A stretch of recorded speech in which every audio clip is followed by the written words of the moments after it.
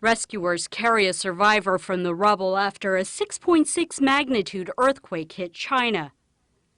The rumbling in western Gansu province killed over 50 people and injured hundreds. Within 90 minutes of the first quake, a second one struck.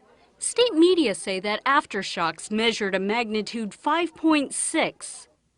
Heavy rain is also forecast for the area, and officials fear it will compound the damage by causing more landslides and flooding.